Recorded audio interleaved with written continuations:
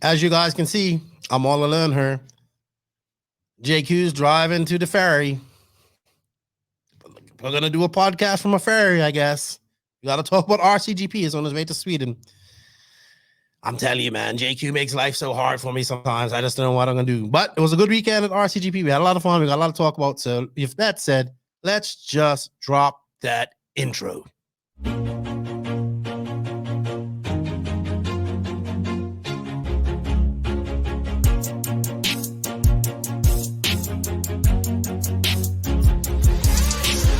Nitro is the glory, but e-buggy pays the bills. Welcome to the No Name RC podcast. Get ready for some serious bench racing. But be warned, we speak our minds, express our thoughts, and sometimes things can get a little rowdy. Hate, and he just was influenced by the hate coming from the left, the hate coming from the right. And let's get back to more club racing and less of this money-grabbing book racing. It's hard not to be arrogant when you're always right. Yeah. See what I mean? That's exactly why people call you arrogant, Max. You may not agree with everything we say, but it's definitely worth a listen. And our pick, can you stop whatever you're doing? Join your host, Lefty the Great, with co-hosts and guests as they get together to chat RC. Hey, after that race that I watched this morning, I have to talk about it.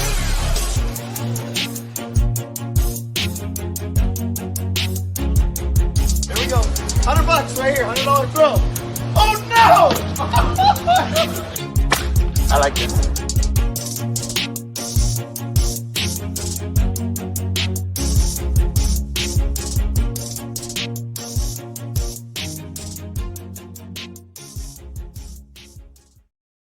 Yes, indeed. Not just the glory, but e-buggy pays the bills. What's going on, everybody? Welcome to episode number 201 of the No Name RC podcast.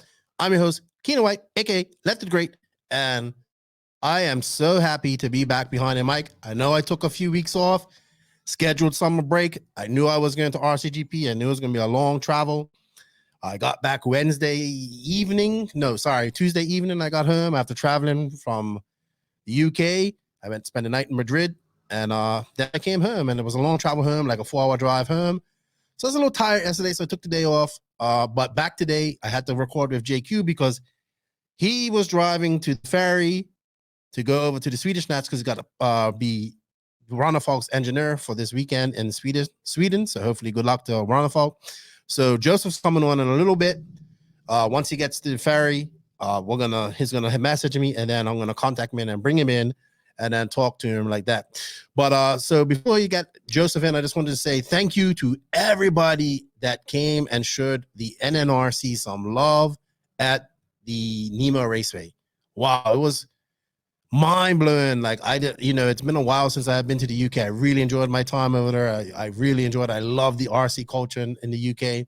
I love UK culture, football, all this, like it's just all the stuff that I grew up with, like Lucas Aids and Crunchy Bars. Like I was like a kid in a candy shop over there. I really do like the UK. I could see me moving over there one day, taking my family and going there one day.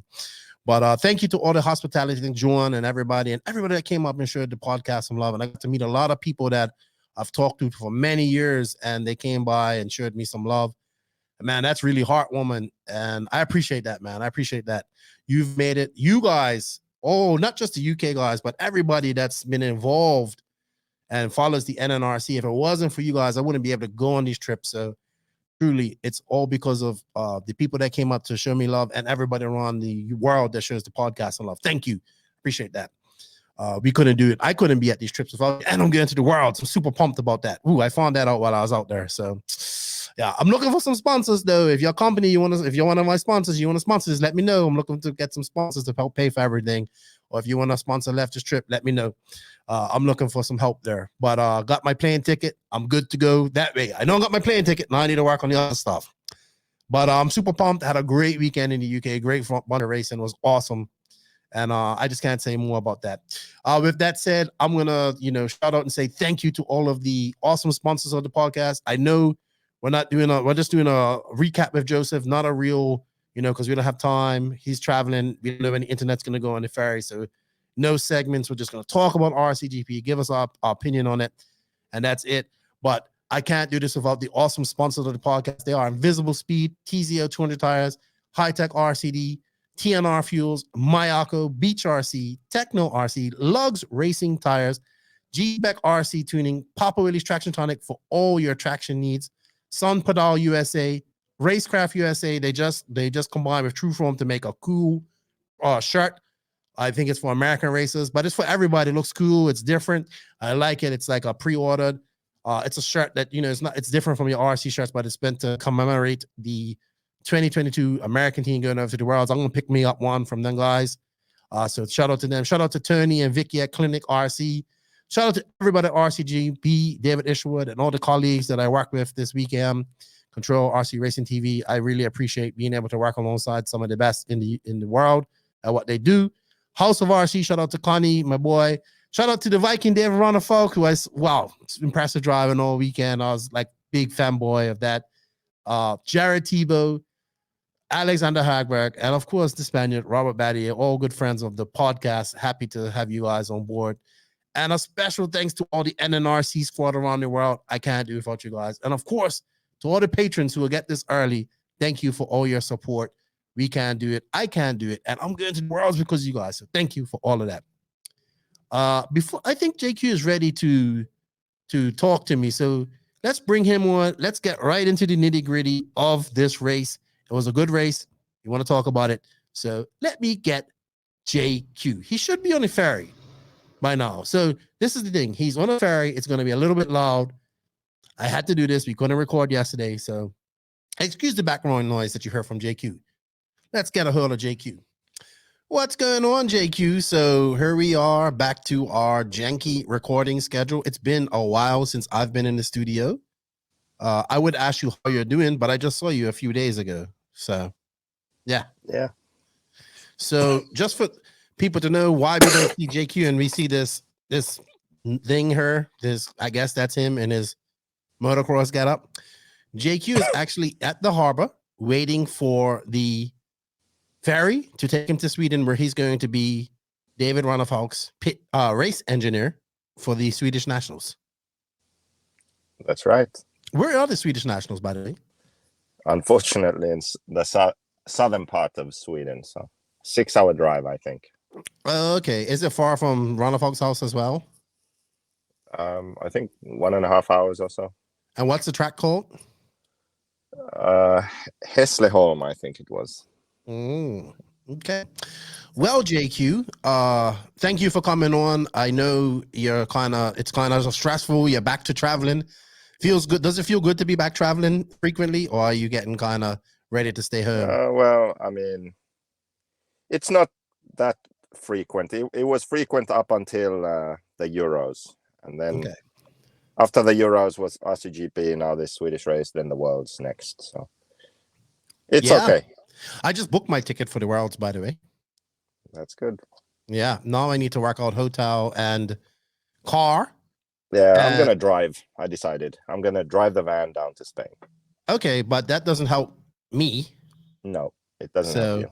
Actually, the car rental isn't too expensive, and I was looking at I'll see Greg wants to find a hotel. He's like, oh, we got to find a hotel with breakfast and this and all this stuff. I'm like, Greg, we're in Spain. We'll find breakfast. I'm pretty sure of that. Yep. In Spain with a Spanish speaker, I might add. So, yeah. Excuse me. I'm super excited to get to the Worlds, but we're not here to talk about the Worlds. We're here to talk about RCGP UK, which went on this past weekend at Nemo Raceway and Bishop's Islington, UK. I have to say, Joseph, it was really good to be back in the UK. Really was. I enjoyed myself thoroughly. I did. Well, that's good. Yeah, go on. I got, like, for me, it's just familiar, like Lucas Aids, candies, all the stuff that you can't take away from me because you're not staying with me. So you can't rip it out of my hand and throw it out and litter like you did in California. Right. But I didn't get to, I'm just saying it's nice to see all that type of stuff. A lot of this stuff is very familiar to me as I was growing up. So I have and I honestly, like, if I had to leave the DR and I had to move somewhere, I'd go to England to live, I think. I know it's crappy weather and it's not always like it was this weekend, but I do like it over there. Yeah, it's nice, but the whole Brexit thing is really annoying. Yeah, you got you know, dude, I had no issues, but mind you, I'm traveling on my Bermuda passport. But you seem to just get in pure issues wherever you travel to. I'm telling you, man, you look like that damn terrorist. I need to find I that do, picture. but the real reason is that I'm sort of an illegal almost. So you know that movie, The Terminal. Yeah, you're like a That- guy without a man, country. I'm literally waiting for the day that that's going to happen. I mean, the issue is that I was born and raised in Finland, but I'm not Finnish. I'm a Brexiteer now. So I'm a British citizen. And then when Brexit happened, it meant that I was no longer sort of allowed to just be anywhere in the European Union.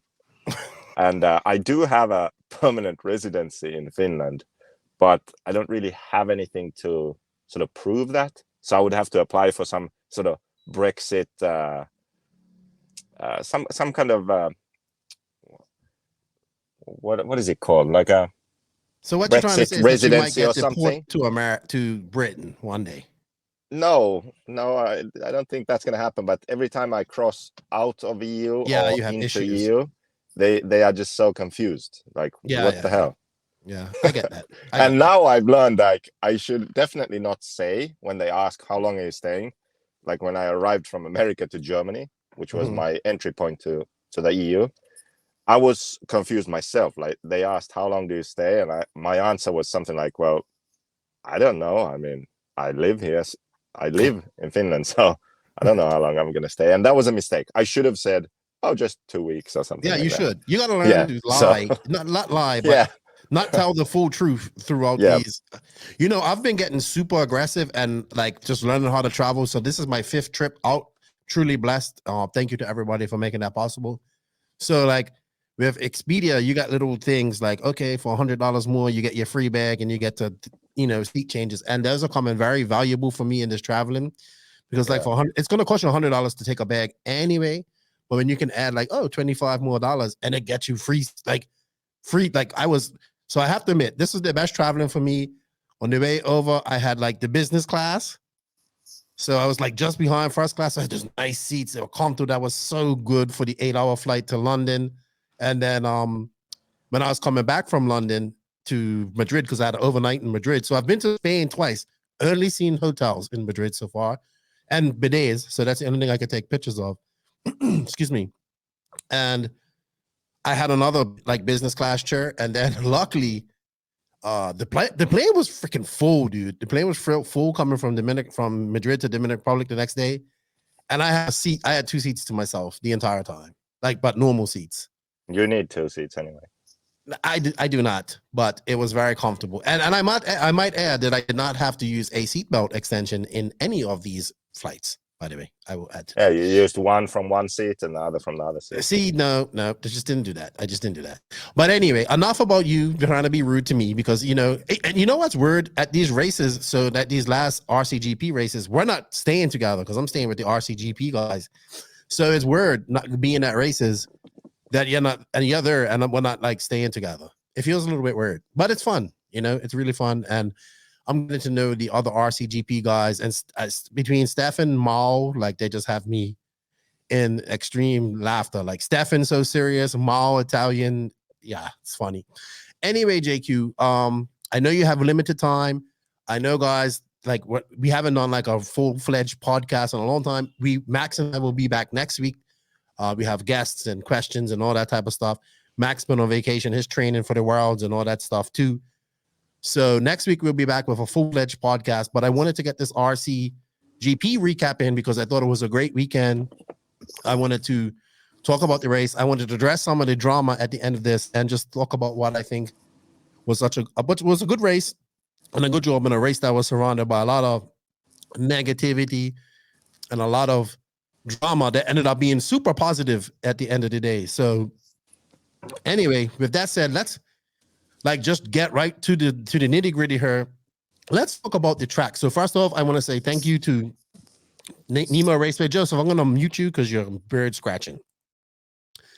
So I'm going to say thank you to John Hazelwood, Mark Rumble, Lee Martin, and all of the Nemo Racing and Raceway crew that had us there. You guys were super hospitable to us. I enjoyed my time there. I can see the passion that they put into this track, and him and his crew have done a great job. Like everybody working together, you know, having a cafeteria there, having a lady working in the shop and stuff like that. It's kind of in the middle of nowhere, if really, like in the middle of a farm. So they're slowly building all this type of stuff. So I enjoy that. I know. So let's go right off the bat and talk about the elephant in the room, the surface.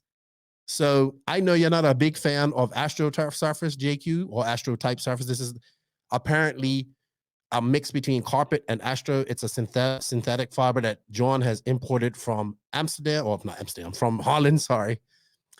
He was telling me it got held up in the ports. That's why they were like finishing the track when we got there Wednesday. I know there wasn't a lot of features on the track, and a lot of people were pissing him in on Facebook about it. There was a lot of negativity about that. But I have to say that besides not having a lot of jumps and not having a lot of obstacles, the surface actually made for some of the best racing I've seen in a long time. And what I mean by racing, like I haven't seen these top guys make so many errors. And then so many, we got to see so many different charge from the back type of racing, like with a certain group of people. So yes, I feel it didn't have as many features. And Jordan would tell you, they're the first people that they want all dirt. I understand why they want to do this. This is a sustainable future. This surface can be used when it's raining. He wants to do 10 scale. Modular jumps, I'm a big fan of. This is a business, so he wants to operate this as a business. So I totally understand. And I think he weathered the negativity and hate and everything, because it was a lot towards him and this racetrack and everything. And I think, man, we came up with a great race, in my opinion. Even with the jumps and all that stuff, the surface for me is what made this track extremely hard for some of the best racers in the world. What do you think? I think that, well, personally, I don't like this kind of surface. Yes, we know that. I know that. But it has to do with not really the surface, but the grip, right? And there's a way around that we had one race in Finland where we raced on, I think it was Astro. And what you need is a tire rule. So that actually solves the whole problem, because if you have this kind of surface, then we are going to use the tires with the most grip to be as fast as possible. And that's what causes the problem. When the grip is too high, it becomes harder to drive. It requires more knowledge of car setup. It wears the car out more. Everything about it just sucks, in my opinion. But there's a way around it where you choose a tire that limits the traction. You choose a tire that intentionally doesn't work as well on that surface, which will make it feel like an off-roady sort of medium grip. You can slide a bit, and then it becomes more fun. So if you have a track like that, I think the racing should employ some kind of tire rule. And that control tire rule, that intention of it is to make the surface lower grip, and that's going to be more fun and more off-roady for everyone. And then the second thing is, now it was very flat. I mean, there were some bumps you couldn't really see in the video, but you needed suspension for the bumps. The surface wasn't perfectly smooth. But what I think also, in addition to using a tire which lowers traction, so that allows the cars to slide a bit, if you make the surface so you sort of build some rollers, some bomb holes, some sort of some off-camber stuff, you make it a bit more on-road, so it's not so flat. That's also going to make it a lot more fun to drive. So with those two things, I think you can make a track like this, you can make a surface like this enjoyable for everyone, really. Yeah, and it's not to say that the people that were there didn't have fun. When I talked to the RC2 people, a lot of them enjoyed it. You know, they were figuring out their tires. But that's the beautiful thing. You can build a track and then cover it with this, kind of similar to Robin Hood or like what they do in, like I've seen in other tracks as well. So you can do that. And also they're looking at metal jumps so they can change. I think what they want to do is change the track around a lot, more. And obviously they want to work for 10 scale. I did like the multi-surface, like the brick corner. They actually, so having to set, it looked like for me, having to set their car up to handle the Astro, or let's just say synthetic fiber from now on, that part of the track, which wasn't extremely fat, because like you said, there was little bumps and you could see it as it developed, the bumps were it was getting more bumps. So bumps were developing underneath. Didn't get more bump. It did. It did in certain areas. I was watching. It didn't. It didn't get more bumps. The bumps got more actuated. Anyway. How did they get in breaking points and all that stuff? Because they didn't. It's still moving. No, I disagree with you. It didn't get more bumps. The dirt got more bumps. The carpet. But then you have the dirt part of the track, which was amazing to see, because I don't know if because in the booth we could see it a lot more clear, and you can see how that some of that dirt section threw guys for a loop. That's where I saw a lot of people making mistakes too, and just hitting the pipe or trying to stay on the line, and it was rough out there because the cars were set up for the other part of the track, high grip and smooth. But I was wary about it at first, but I liked it. I thought that the starting gate system was really good. By the way, the best one so far as well. Double layered, double tiered, operated by one person. People were able to, like when you saw the RCGP guys, all you saw was feet sticking out from underneath the because the way the starting gate is. So people were taking pictures taking video from underneath there. So all you saw was legs sticking out from just like 3 or 4 people underneath there, just braving all the smoke and revving up. And it made for some interesting starts, man. All on carpet, lots of traction. It made for some drama too. We're going to talk about that when we address the RC2 stuff, RCGP stuff. But very good. I think I know you're not a big fan of the surface. I know they have much plans to change this.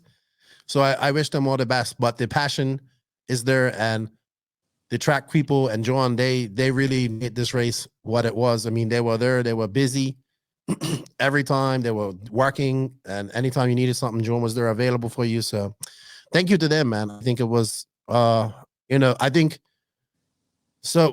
this also led to this being probably one of the best RCGPs so far that we've had this year. So kudos to them. Like I said, I know a lot of people were complaining and they want real dirt, and they'll be the first person to tell you they want real dirt. But, I understand why they're doing this. So it's the man's track. He has to make money at it. And he was saying he spent like 12,000 pounds in oil, all for it to just wash away. That's not sustainable at all as a track owner. So I understand it. Yeah, this will give more open track days, and it will lengthen the season. So it makes perfect sense. But I really hope that they figure out the tire situation, because when there is no control of the tire for racing, they're gonna end up using the tire with a lot of grip, and it gets not just expensive but difficult also, and less enjoyable for many. So this is supposed to be really good in the rain too. So let's see how that works. Yeah, in the rain it's lower traction, so then I'm sure it's a different ball game. But yeah, it just gets too difficult when it's like this. So I enjoy. I'm not gonna lie. Big fan of the tire rule. Yeah, but I enjoyed watching the RCGP guys struggle with this. Not struggle, but I don't think they struggled. It's just different. Well, I just shouldn't say they struggled, but they would go very fast, and the surface would quickly reach up and bite you in the ass if you weren't paying attention. And you saw that a lot. I mean, yeah, because you have to drive like a certain pace, but if you're behind, you can push a bit more and be faster, but then the risk is higher, So if you're leading, you don't want to do that. So there's always that ability for the person behind to push a bit more, risk it a bit more. And that's one thing that makes for good racing when it's a situation like that.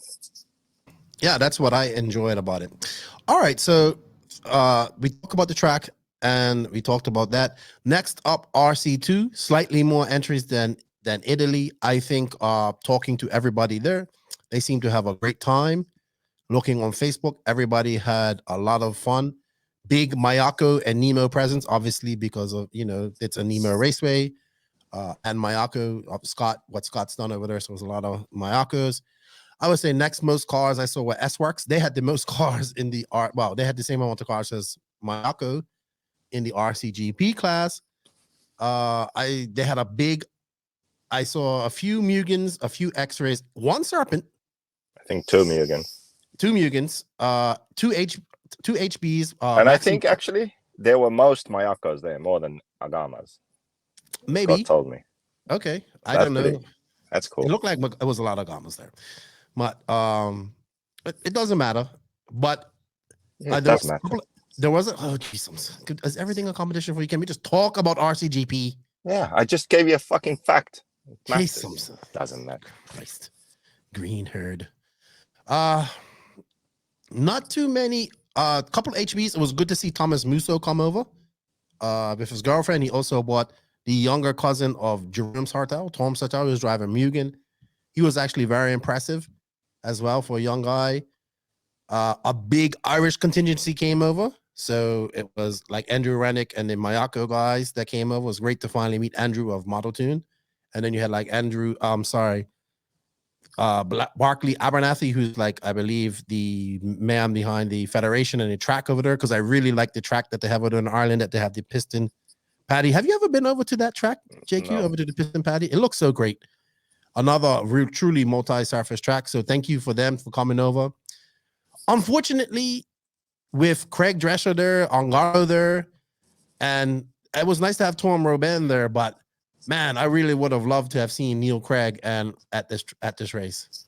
Yeah, this race had, I mean, the entry was small. I get okay, but small.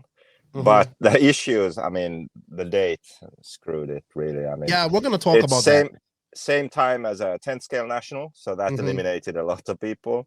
Yes. And then also it's 2 weeks before the national. Mm-hmm. And first there was drama that, okay, you can't attend if you want to attend the national because it's within 2 weeks. Then they allowed it, but then they also organized a race the week after. So this weekend, there's also a race there. Yeah, and there was a weekend race before. Following weekend, there's a national. So there's 4 weeks in a row of races there, and the last one of them is the national. So this one, a lot of people then skipped. So that was really annoying.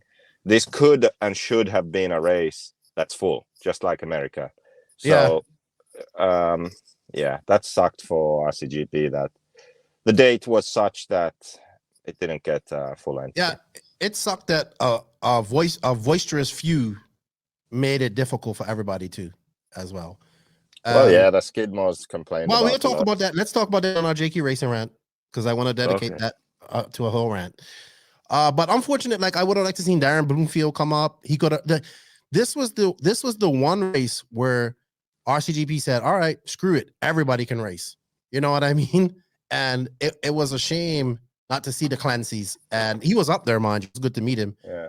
Not to see those guys. This would have been an opportunity to get all of that on video, and then eventually for everybody to see the proper talent that the UK has garnered. I have to say this. Yeah.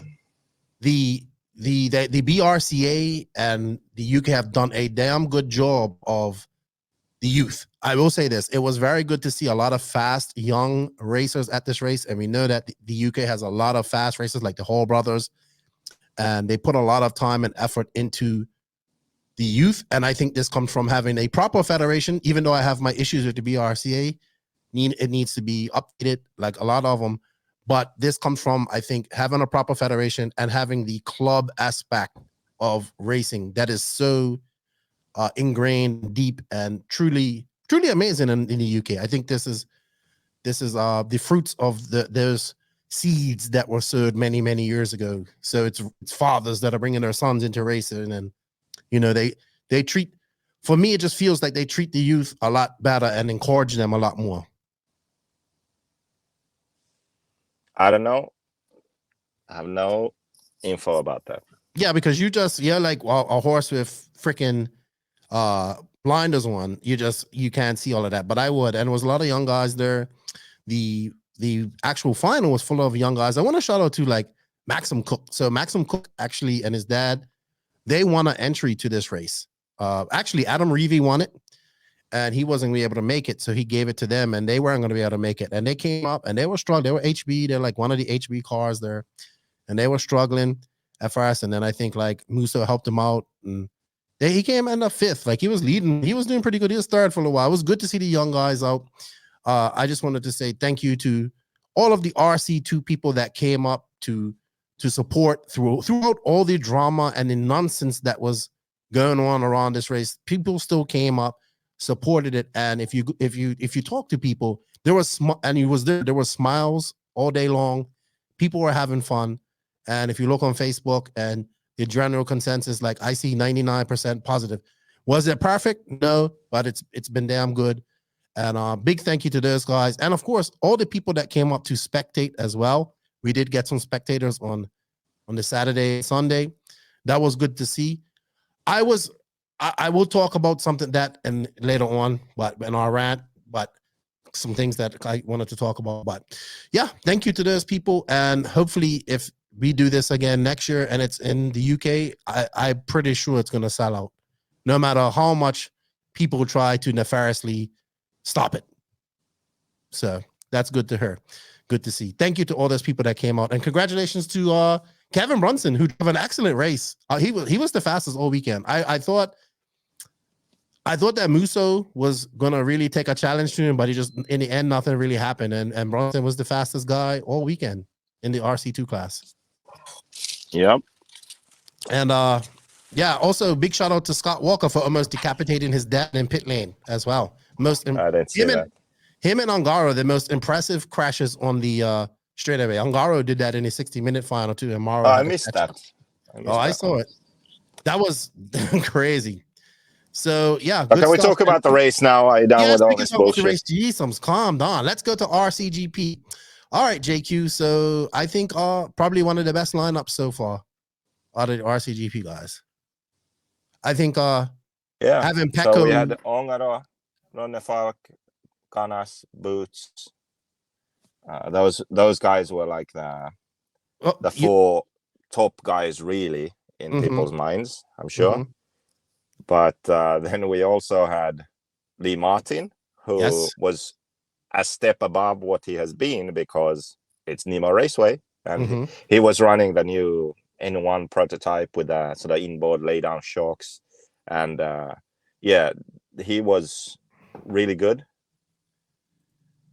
And then we also had a surprise for many, I'm sure, which was my replacement, a rented driver from Hobby Factory in Finland, because Pekko Ivonen, he races 10 scale for Schumacher. So he doesn't have an 8 scale deal, actually. He's sponsored by a local hobby shop, and he runs Associated because they sell Associated. But for this race, I asked if he could make a guest appearance and race the Mayako at RCGP, and they agreed. So we promoted Hobby Factory, and he could run the Mayako for the race, and he did exceptionally well, I would say. Yes, he did. Better than I expected, and better than he expected. I think his expectations were lower than what I had for him. I thought he would, be a top 5 guy, but he was way better than that. He was in seeding runs and practice. He was one of the fastest guys the whole weekend. He was like Ronne Falk Ivonen. That was it. Yeah. Like almost every practice was insane. Like Ivonen, he would be up there at first, and then Ronne Falk would just pip him at the end. Except the last practice, Ivonen actually won. But yeah, it was surprising and impressive. Yes. Well, not only that, I was thinking maybe we should go through each driver and give our opinion on them real quick. So okay. Let's start with the lower guys. James Lepovo, it was nice to meet them from Guernsey. Apparently it's very similar to Bermuda, very rich, very small. Kind of James Lepovo, he does well on the national scene there in the UK, but a little bit, this is, these guys are really good, but they came in and they put on a but I think he was also a fill-in really for shooting for someone like really? Neil Craig or Yeah, Bloomfield or something like this. But then because of the 10 scale national and other things, well, there was Bloomfield no was one. not because of the 10 scale national, but we'll talk about that. No, there was no one, and then so then he got the spot. But it's good. They kind of came out of nowhere, and they came up. He has a really nice BMW, by the way, and they were very nice about it. They looked like they had fun. Clement Boda was nice to finally meet him. We'll start with Beach RC team.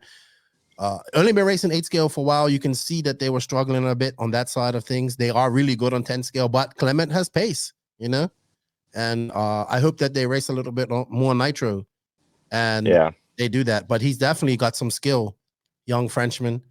Very nice for them to come by. They look really good in the Beach RC blue, by the way, Brent. The brightest, you can see that from a long time.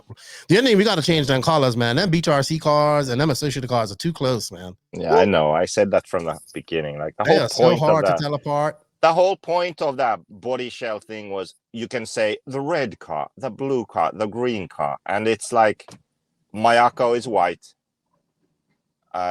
Invisible Speed is green, and then the rest are like whatever. I mean, Nemo, I guess you can tell, like a black and orange. But S-Works, what the hell were they thinking? Why can't you just make a red car? Your brand is red. For God's sake. Red and white, paint a red body. Red and white. Make S-Works the red car, okay? But instead they have some vomit black and red. Well, it doesn't even look good in the pink, in the pits. Just okay? And on the track, you can't even tell what it is. Well, and then you have associated, your colors are blue. Clearly, blue, red, and white, for example. Just make a car like that. No, instead it's like blue and white and gray. You can't really tell. It's a bit bluish blob going around the track.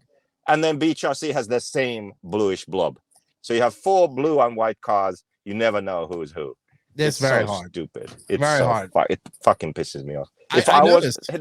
You know what? This is how you know that I am not running RCGP. This is how you know. Because if I would not fucking accept you would find them. Shit, you would find them. I would not accept it. It was like when the season starts, I'm like, S-Works, make a fucking red body. That's the whole point. Beach RC, okay, you're baby blue.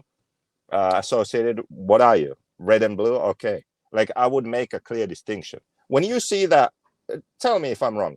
You glance at the track and you see Pecco. When you glance at the track and you see Pecco, do you know it's Pecco? Yes, you fucking know.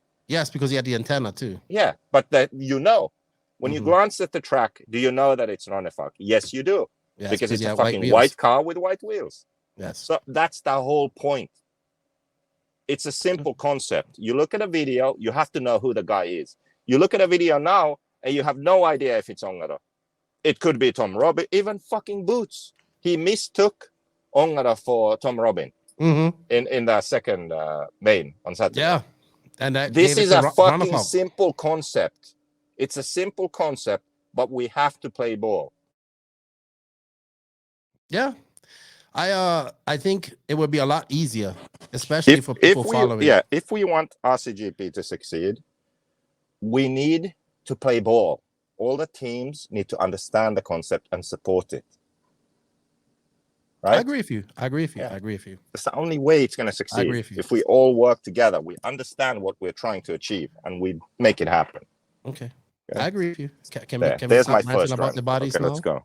Okay. Thank you. I'm glad you got that out of your system, by the way. Yeah. Glad you got that out. Very frustrating. I can tell. Let's continue with our drivers. So Tom Robin, Braveface coming back in. Him and Ranafolk had some issues for the whole. Him and everyone had some issues. Him and everybody, you said? Yes. Yeah, I think didn't even Ongara have something. I don't know. I can't remember, but pretty much everyone and him had some issues. I felt bad for him because I don't think he was doing it on purpose. Like, especially on the starts, I think his car was just kind of hooking into. No. He is the kind of driver who doesn't have a sort of racing etiquette, I would say. When you drive around the track, it's kind of how the CTO thing came about. You remember? Like you can drive this speed into a corner. You know it. When there is a car there, you can't drive that fucking speed into a corner. You have to slow down a bit, right? You have to pay attention. You have to be a bit careful because you don't know exactly what the other car will do. Is the other guy going to get a bit out of shape? Is he going to make a correction? Is he going to brake a bit sooner than you? So you make up for that. You sort of pace yourself a bit. You slow down a bit earlier. You observe what the other car is doing. It doesn't mean that you're going to lose time, but you drive a bit differently. But he doesn't. He just full wood, like aggressive everywhere. If there's a car in front and that car in front isn't as aggressive as him, he's going to fucking wing that guy, take him off the track, take him out. But that's it. Like, and in the main, he was like 21 laps down or something because they broke and fixed something, whatever. And he was still doing it. Like, he was still racing other guys and causing issues, taking people out. Like, so there's no excuse. There's no excuse for that. That is just bad. Hey, David was really upset with him. I really see David get upset or aggressive, and he was very well, for good reason. But yeah, and I like it because then he was driving aggressively. Yeah, but he's a nice guy in the pits, but it's just he needs to respect that. No, he needs to respect the other cars on the track. Be conscious of what his surroundings. Yes. Yeah. Exactly. Yeah. All right. Next up, I want to say Brandon Rose. It was good for B Rose to come over. I think he didn't get the practice on the practice day, and this being completely different for him. He had some glimmers of brilliance, but a struggling weekend for Brandon. I would say he ended up 9th overall on Sunday. Not a good weekend for Brandon, but first time out of America, he looked like he had fun. Yeah, and I think he had that one qualifying race where he was up there and actually stayed pretty high up too. Yeah. Like towards the end, he improved. I think the surface was the biggest issue. Probably never raced on anything like that. And also early on, like because of his struggles and also being in the back and being a bit off the pace, then he was also he seemed to always be sort of the losing party of any contact or anything. Yep. So yeah, in one race, something happened. And he smashed his glasses. Yeah, he was cursing apparently on the driver's stand and just smashed his sunglasses and everything exploded everywhere. So I missed that, but I was told about it. So he was passionate like that guy though. up there. Yeah, it's good. So it was good to see B Rose over in England. Good for him. First time traveling out of America, opens his eyes a lot. I don't know how he's not on the list for America to be going to the Worlds, but he said he'll be there. So I hope he is there. Another great experience. Very good, young, developing racer, in my opinion. Great attitude, too. And I expect big things from B Rose. He's probably out of school now and doing this full time. So I'm a fan of his, and I want him to do well. I really do. Alex Zankatine, one of Alex's better races, I would say, this week. He's off the crutches. He was in the mix a lot of times, but like a lot in this race, little simple mistakes or just misjudgments would take you out, and that would happen to him a lot. But I think on the Saturday he finished. Let's see, on the Saturday he finished. Do we have? I have third.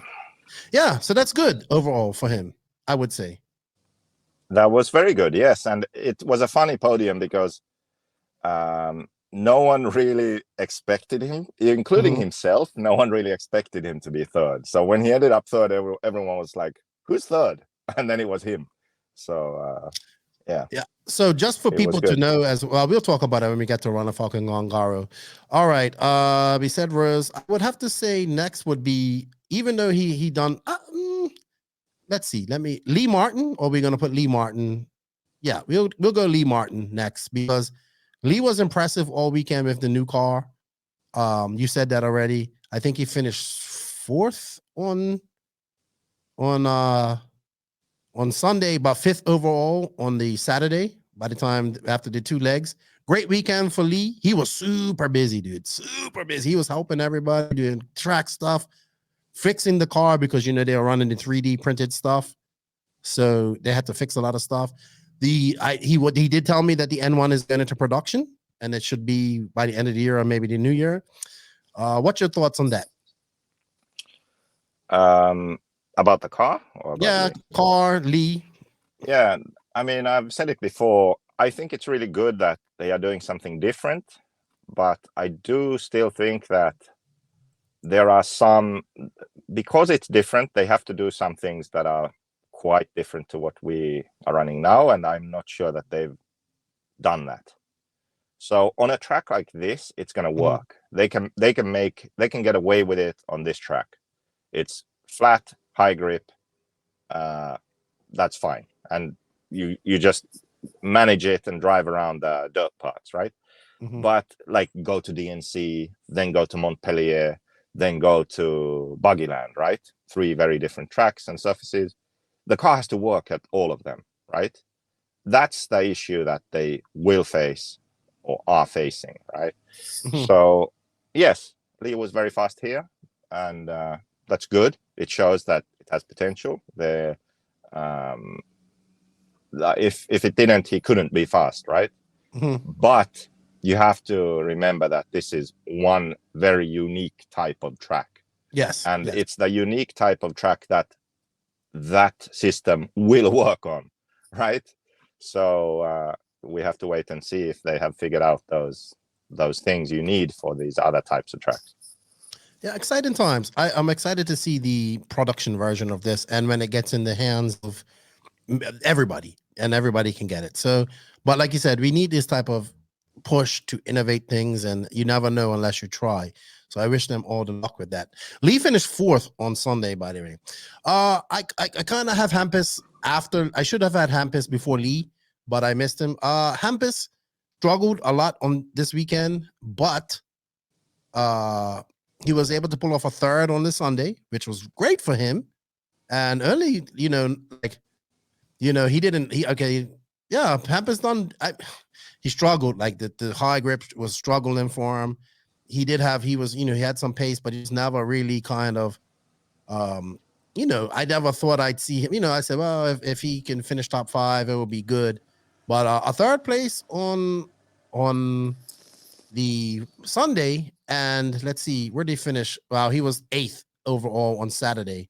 So good finish for Hampus. Hampus is definitely improving rapidly, I would say. Yes. Hampus was, I think Hampus' surprise was more so in Italy for me. I mean, he qualified 3rd, got into Superpole on Sunday, and he did really, really well there. He would have had a very high finish on Sunday, but he broke a servo in the main. I agree with you. So that was unfortunate. So that for me was the sort of breakthrough or surprise, I would say. Like, he was better than I expected. Yes. At this race, he kind of did what I expected. But how the race unfolded, it was just then awesome on Sunday that he made the podium and finished 3rd. Yes. So I think starting off, he was struggling a bit with the surface and the setup, because he can't run the same setup as David, right? So David got comfortable and found the setup he liked. Pekko also same, but I think Pekko runs more 10 scale, so he's used to carpet, he's used to Astro, he knows what he wants the car to do.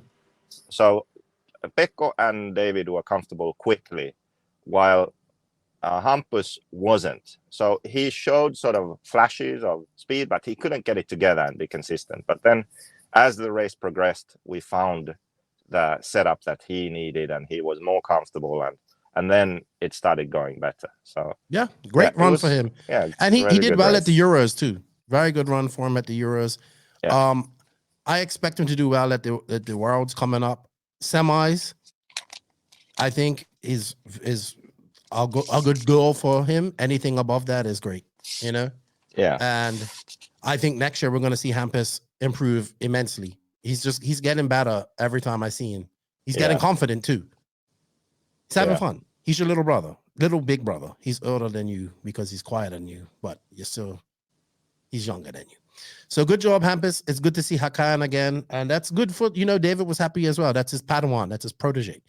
So good stuff. I think we're going to touch on the fast guys. These guys who were probably faster than everybody there, I would say, but still we have them ranked in a little bit. And I have to say that I have Ongaro as the beginning of all the. Even though he won on Saturday, I never saw Ongaro as a true threat all weekend. Like I saw that Boots had pace immediately, and JCC had pace immediately, and then obviously Pecco. But Ongaro, I watched Pecco and David hunt him down too many times while racing and catch him up. Yeah. You know? So I'm not saying that he wasn't fast. I just don't think he was the fastest of these fast guys at this race. Make sense? Yeah, Ongaro for me was interesting because he has a bit of a unique driving style and setup style. So I was curious to see how he would do here because you can't slide the car at all. You can't rotate the car with a sort of loose rear end. The car will grip always. So I was curious to see how he would do, and he did as expected. I'm driving onto the ship right now. I can tell. Noise. So we probably won't have much time left to talk. So as expected, Ongaro did improve throughout the event, and yeah, he was a contender. So that just shows how good he is. Even though he has this unique setup style, driving style, he can still adapt it to every kind of surface, really. He isn't as dominant as good everywhere, like DNC, super rough, bumpy, crazy US style. It's not his strongest suit, but one year he battled for the win there, finished second. This Astro, for sure, is not his strongest suit, but he won on Sunday, right? But he wasn't dominant, like David was faster. He always finds a way, yeah, impressive. I must say that this advanced stage of the poodle haircut is definitely I'm watching it. I'm watching it as we go, you know, and it's really got a lot of detail to it now. It's all different tints of color within the hair. So I found the reason for this, by the way. No, but it's an Italian thing. Yeah, it's an Italian, or it's some kind of young fucking TikTok fashion thing, whatever. But his mom is a hairdresser. Oh, okay. Yeah. So, yep. So, but I mean, I really got to look at it in the sun, and you can see all the different shades of color. It's like really some attention to details going into this. This isn't just like this isn't just like, hey, let me have her. Like, there's a lot of attention, and it is evolved over time. So the backwards mullet. Well, I call it the poodle. So the poodle. All right, next up, Elliott Boots, man. Elliott Boots was fast right at the get-go. He was fast throughout the hill. He was in qualifying, he was fast on the stuff, but just seemed to struggle in the mains. I mean, he did finish 6th overall. I know he flamed out throughout the main as well. I'm gonna mute you for a second because I just heard you zipping up stuff. He was fast. Boots was out here a lot practicing previously to this. But unfortunately, he didn't. With a 5th on the Sunday, and let's see where he finished overall on. Are you there, Joseph? I probably muted him. Hold on, I did mute him. JQ, are you there? Yeah, I'm here. You said you were gonna mute me. Did you forget? Yeah, but then when I asked you what's up, JQ, you should answer. I did, but you had muted me. So he finished 3rd on the rush on. Oh yeah, you couldn't unmute yourself. He finished 3rd on rush. Did he finish 3rd? Hold on. I do like whatchamacallit, but it is a bit long-winded. So he finished 3rd on, and then he just what? No, not overall. No, overall he finished 7th. So he had an 11 and a 2.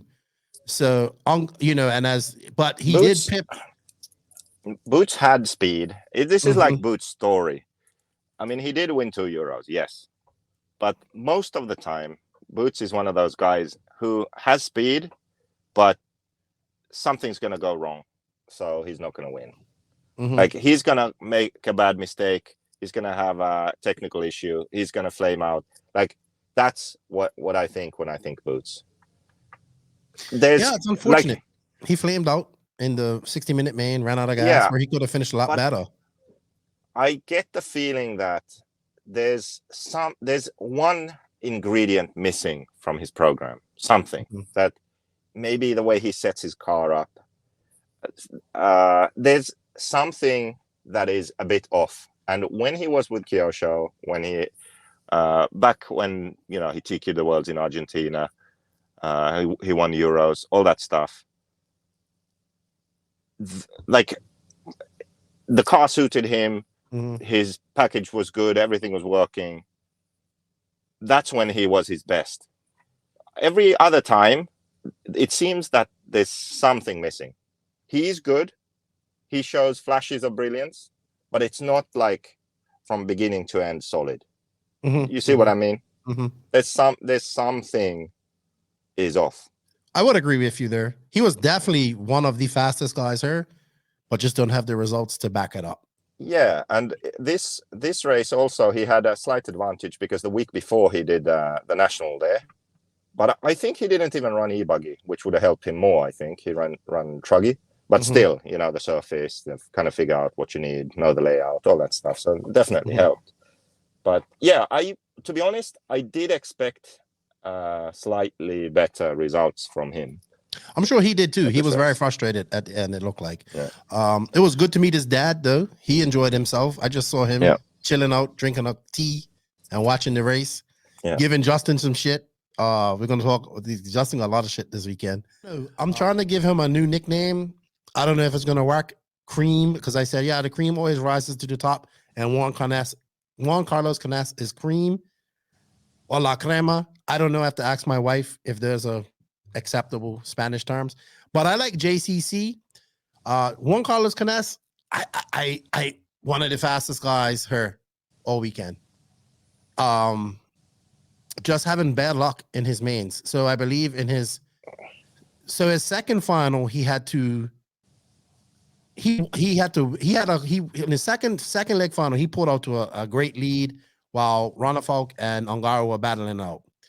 And then he made that mistake I went back and saw the replay, which you can see it's up on YouTube, by the way, RCGP YouTube, where he went off the bridge and went under that modular jump on that tabletop there. Sorry, went off that tabletop and went off this side. I don't know how he did that.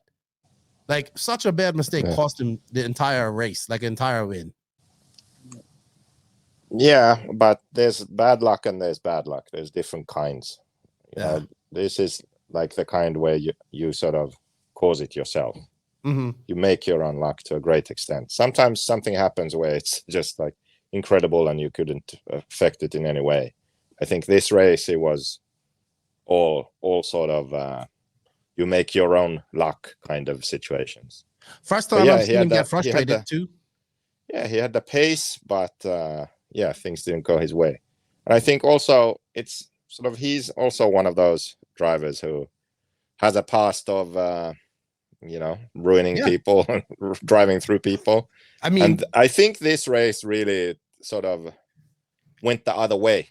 He got a taste of his own medicine. He did cause a big upset on the Sunday in the first qualifying race because Pecco was leading and Pecco was going to win it, and then 4 corners from the end, last lap, Canas winged him, ended up caught under Pecco's wing, and that was it. So he did have those moments still where he should have been a bit more patient. But overall, when you look at it, it was like he was on the receiving end. One time coming onto the straight, David was right behind him, and he just, I think David said that Canas just clipped the pipe going onto the straight, so he wasn't able to carry full speed through the chicane, where David did. So he just ended up driving through Canas, so they both crashed. Yeah. And so there were just those situations, where he sort of ended up losing out because of contact. But that's it. Like when you dish it out like that, sometimes it's gonna bite you too. And that's how it goes. Yeah, think back to Italy. I mean, Ongaro and him Ongaro was really upset at him. And then this weekend, I remember just watching him walk off the stage, like telling off Justin in Spanish, and Justin like saying, "Hey, I'm just trying to keep, this is how Justin explained. He said, Pecco, you caused him to lose the race. You know what I mean? With that mistake." Yeah. And he said, with Ronafalk, you got the, like, yes, it was silly by Runnerfolk, but he got the worst of it, and you kept on going. So I'm not going to ruin the entire race just because of that. And I get that. I get that. But wow, I've never seen JCC frustrated, and he was frustrated, and the S-Works people were frustrated too. They were frustrated at the Mayako guys, and there was a whole bunch of, oh, you got the referee in your pocket and all this type of stuff. Well, that's bullshit, because on the Saturday, then in the second leg of the 2-leg sprint finals, Pekko was in a position to podium. He would be 3rd overall, but his pit stop, he made a mistake coming into the pits and hopped the pipe, but he also hopped the second pipe and was off the track and then came back. So he lost time coming into the pits. But because he hopped that pipe, he got a drive-through penalty, because before the main, it had been explained, you have to go around the pipe. So, yeah, if the referee was in Mayako's pocket, then for sure he wouldn't have got that penalty, which actually dropped him off the podium. So, yeah, there is that. But unfortunate for JCC, he got a little bit of, I would say, I like Juan Carlos. I don't think he drove. I think the incident with Pecco was more of a racing incident, I would say, too. But I mean, listen, yes, but it caused him to lose a lot of positions. Every single Tom Robin incident is a racing incident, okay?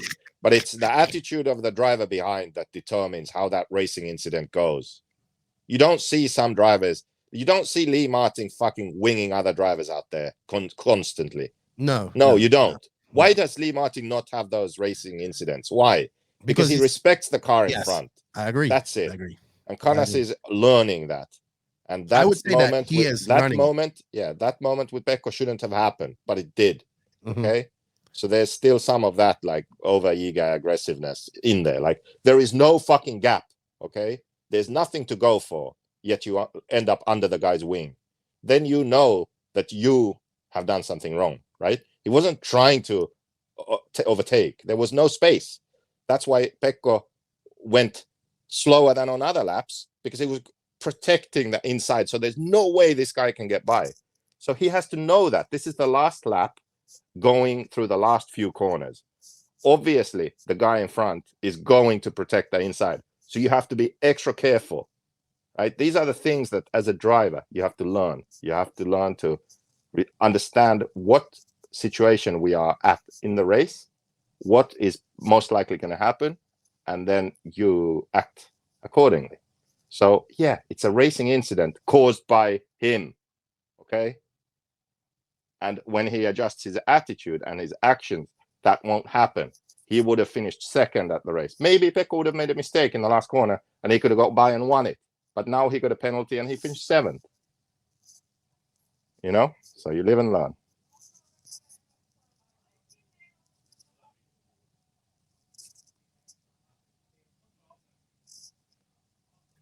All right. So your last word was no space by Pecco. So, fuck's sake. Yeah. I said that there was no space left by Pecco. Right. That was the last thing. Yeah. So as the driver. Stop. What? 3. You don't have to count down. 1. I do. It helps me with my when I edit. No space from Pecco. Go. So you as a driver have to know what situation you are in. Where are you in the race? It's the last few corners, right? So you are extra careful. You know that the driver in front is going to go slower and protect the inside. You know that because we are coming to the end, right? So you have to understand that. You adjust your driving accordingly. Maybe in the last corner, Canas could have gone by. Maybe Pecco would have made a mistake. There's an opening. Then he goes for it and he gets by. So he wins. Or maybe he would have finished second. Now, because he was impatient, he ran into Pecco, ruined both of their races. He got a penalty. He finished 7th or 8th, right? So he threw that away because he was impatient. That's what you have to learn as a driver. So you have to read the situation, understand what's going on, adapt, not be too impatient, not throw away good finishing positions. I agree with you. Yeah. So when you say it's a racing incident, yes, it is, but it's a racing incident caused by him. And when he adjusts his attitude and respect for the car in front, he will have more consistently better finishes in races, and he will have more good luck. He will have better luck. It is luck that he made himself. Do you understand? Yes, Joseph. I That's agree why with that. some racers are consistently better than others, because they somehow are able to make these split-second decisions and adjustments subconsciously. You know. And with a track like this, you can see those decisions being made because everything's so visible because of the high traction. Yeah. But I just to say, previous to that, about a lap or two previous to that move, I felt that he kind of waited for Pecco at one point in that same position, that same place. Yeah.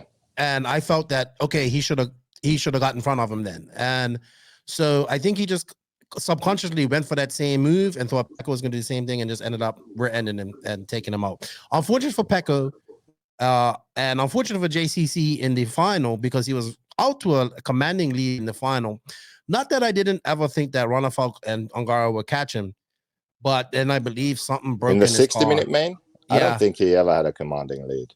At the beginning, he was pulling away while Ongaro and Ronafalk were battling each other. From what I don't remember that. Like, I don't think he had a commanding lead at any point. Like, the three of them pulled away. He was in the lead. They did. But I don't know.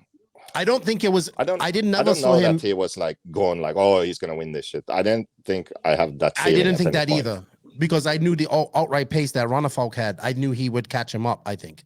So, but at the beginning, when Ronafalk and Ongaro were battling between each other, he was starting to pull away, and then he had some diff failure or something happened to his car in his rear end. But unfortunate for JCC, he was very frustrated leaving this race. I know he even said he didn't want to race I think he told Mal he didn't want to race the final on Sunday because he was pissed off and all this type of stuff. But I kind of felt like, hey, this is karma, like coming back to you, like, you know, number 50-50. Yeah, he has a lot of speed. He has pace. He just has a few chinks in his armor to fix, you know, in his head mainly. And then I think everything will be fine. And I do think he did one of the coolest moves at the race, though.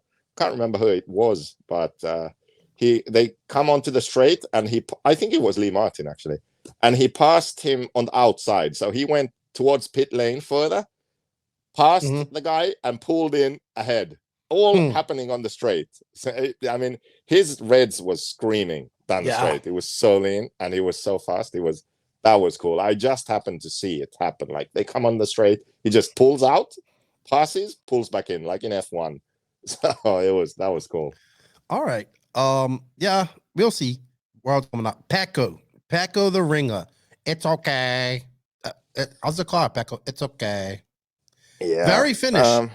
You know what? So Max says you're not very finished, right? So what I'm come to the conclusion that you're very much finished, and Pecco is very much finished, and that Max isn't very finished. No, I think Pecco is sort of more smiley and happy than your average Finn, I would say. Probably. Maybe he was smiling quite a lot. He's a bit shy, but like just in the pits and stuff, he's definitely more outgoing than most Finns, I would say. Okay. My first time ever seeing Pecco, this is his third. He did 3 European finals in a row. Great finish for him in Barcelos. This guy's a jack of all trades, man. Yeah, he races like every class pretty much, and does well too. So he runs 5th scale. He's 5th scale European champion actually, and now he would have won, but ran out of fuel on the last lap. There's no pit stops in 5th scale. So, and then 8th scale Euros, he made the main. First main for him in 8th scale off-road, and 10th scale he made the main in 4-wheel drive. I don't think he made the main in 2-wheel drive. And then he's also going to the Touring Car Worlds, so he's really racing everything. And I think that actually sort of helps him because he's really good at adapting. So he has a very broad skill set, and I think people often ask that why are Finns so typically good in motorsport? Like, how is that possible? Because there's so few people, but then if you look at F1 or rally or even RC car racing, there are Finns there that are doing well. And actually, I think that it has to do with sort of cultural things and attitude of like when you do something like a hobby like this, a lot of people take it seriously. Okay. And they even so for just using Pekko as an example, so he takes it seriously to where he wants to do well, he wants to win, but he applies all his sort of knowledge to how can I then win? How can I improve? So he understands things about setups. He tries different things. He dremels this. He drills that. He adjusts this. He shims this thing. And he tries all these things in all these different classes. So he gains a lot of knowledge. And then at this race, it was really good. And that's one reason why it went so well, because I understand the car a lot, but he also knows things. So he says, hey, in touring car, we do this. In 10 scale on carpet, we do that. In four-wheel drive 10 scale, when I made this adjustment, it was good. So we could talk about those things and figure out what to do to the car. And I could ask him about the car, how he wants the car to respond or react, or where in the corner is he feeling something, you know, some more specific things, right? And then he could reply to my question because he understood what the car is doing, what he's doing, and what my question really is. So our communication was good. And that's why I think that combination of our knowledge and then him being really skilled and talented, that was the reason we were able to do so well. And I mean, I expected him to do well, but not that good. Like, yeah. You had to see his outright pace there, people, to understand how fast he was. Yeah, it was quite surprising, I would say. And I think his mom's going to make me some socks, so I'm happy about that. I can't say that I don't want to see him run my... by the way, people, he had never driven the car until the day before this on a dirt track. Yeah. It was. So that's even more impressive, you know? Yeah. That one more thing about him. He's the only guy that I know who drives better when you talk to him. So we had the headsets, and I was talking to him throughout the race.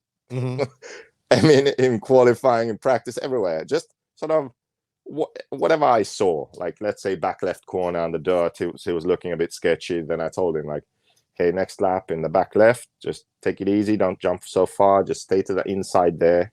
That's the safest, fastest way, you know. Then next lap he does it, you know. So like I would just tell him things that I saw, or then I saw that he was starting to push it a bit more. Then you would calm him down, like, you know, remember your fastest laps are the ones where you enter corners a bit slower, so you maintain your corner speed. So just focus on that. Don't start pushing too much. Like all kinds of things like this. I just kept talking to him, and he would drive better.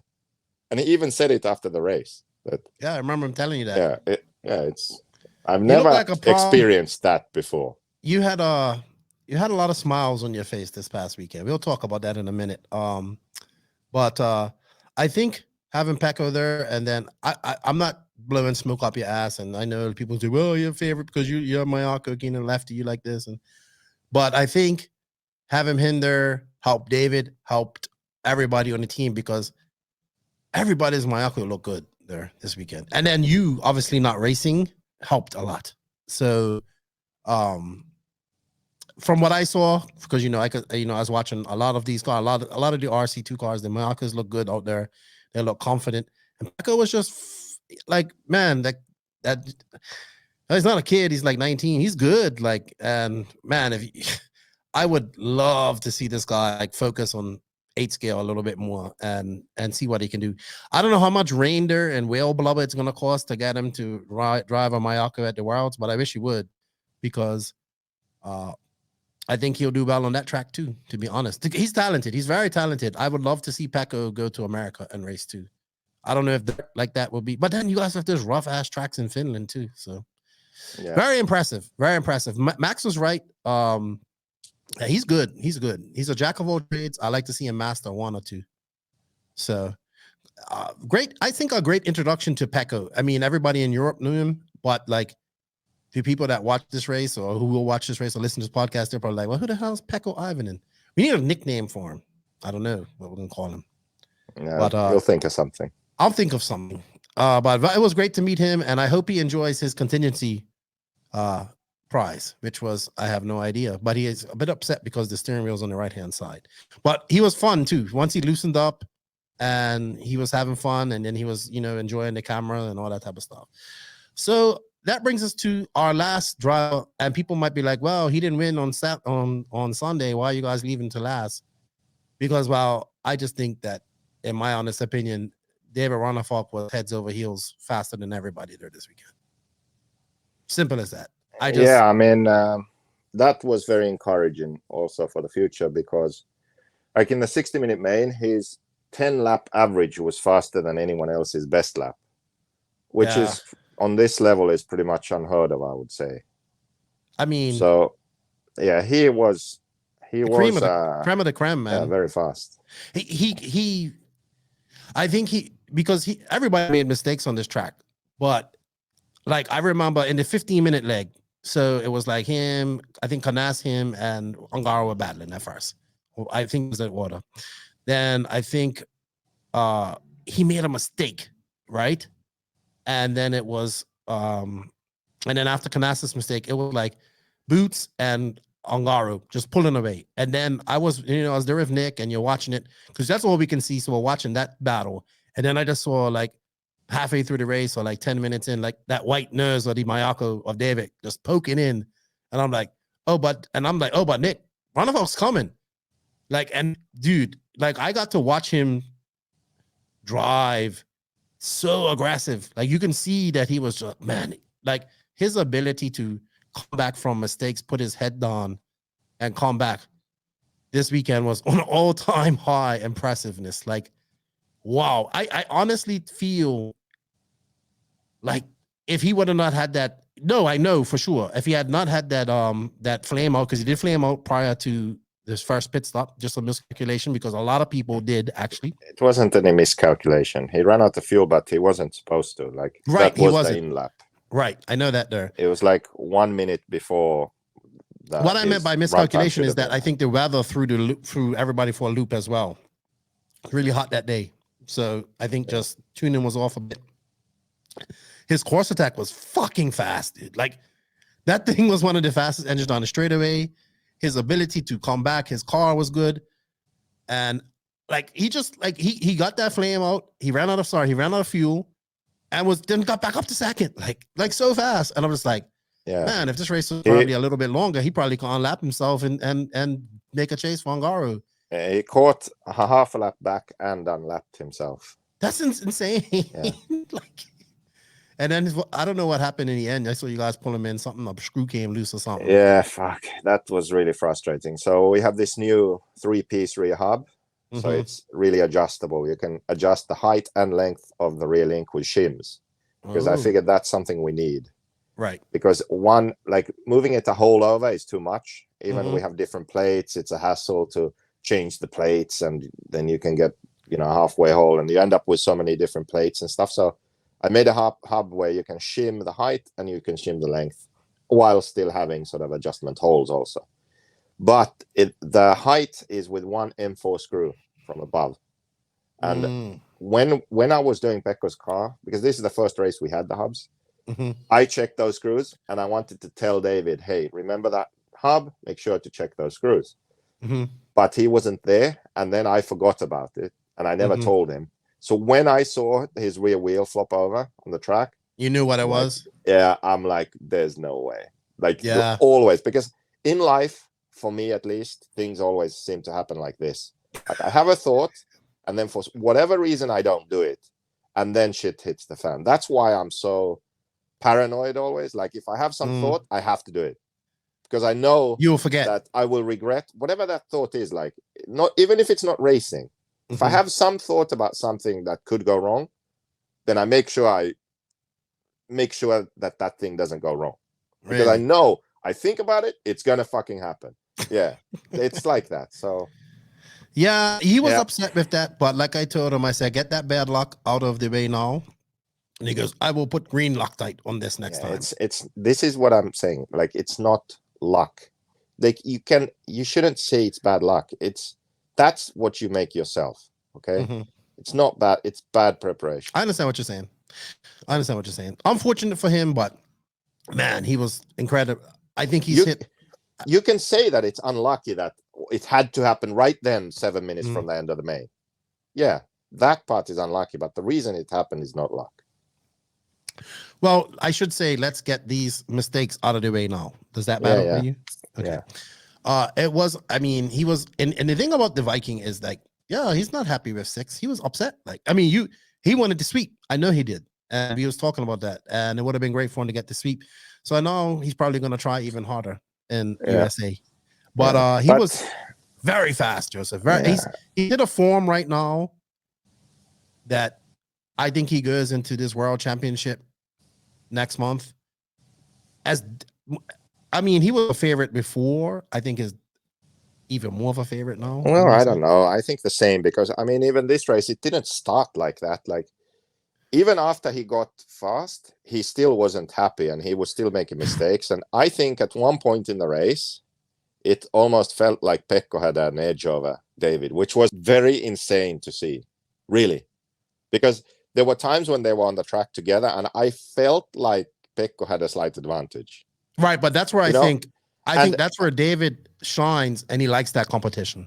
Yeah, but there were times like in the practice runs where they look at 4 best lap times where Pekko was first, and I thought, okay, he's gonna get this, but then David put in like some hot lap or something, and then I love boom, just tipped him. You know, I love that. So he has that ability, but you see, you can get fooled by that.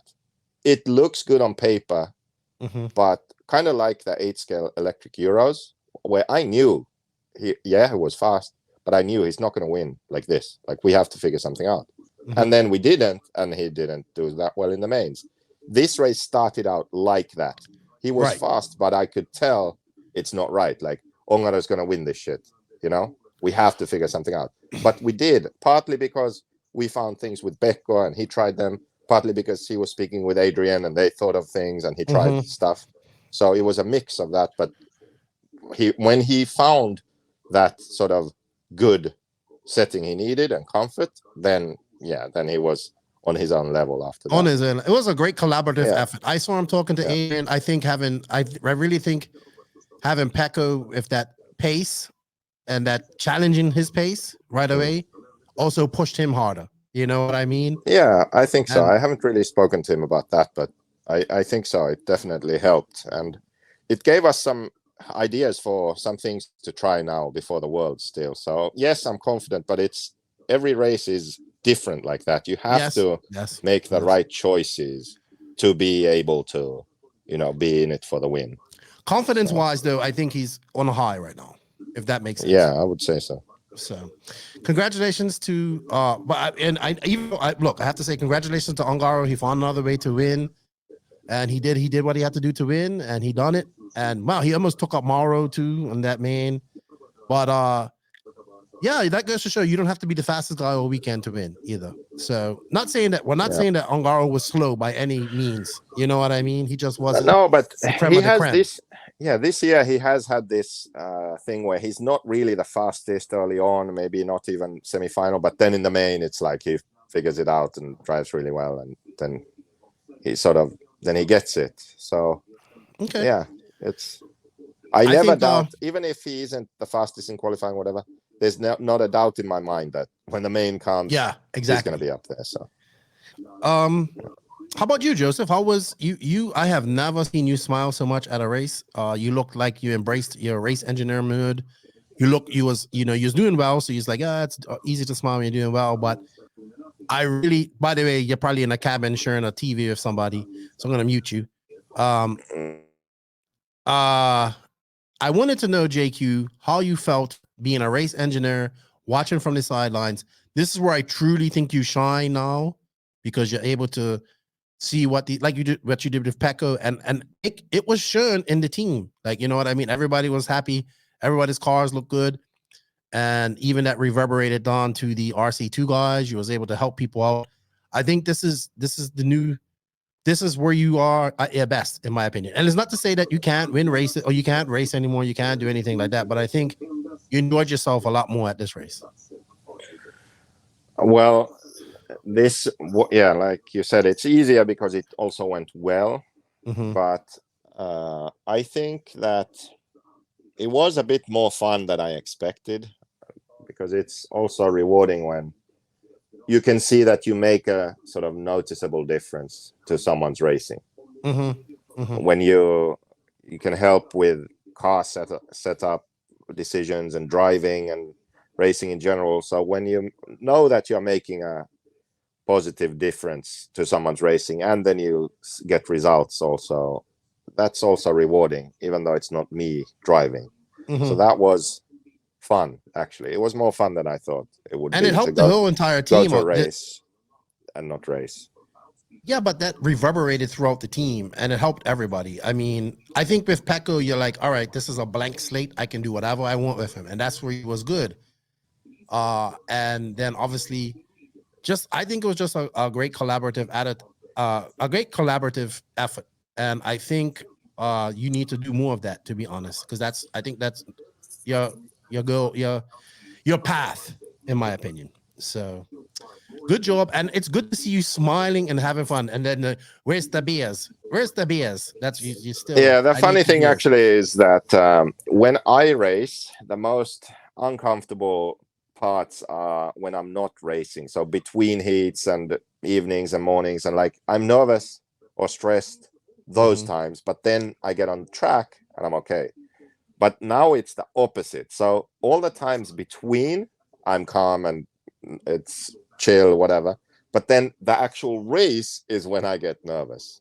So it flips completely. So when I race, I'm not nervous when I'm racing, but between is not good. But then now everything when not racing is fine, and then the race is not good for stress levels. So yeah, I like this JQ battle, to be honest with you.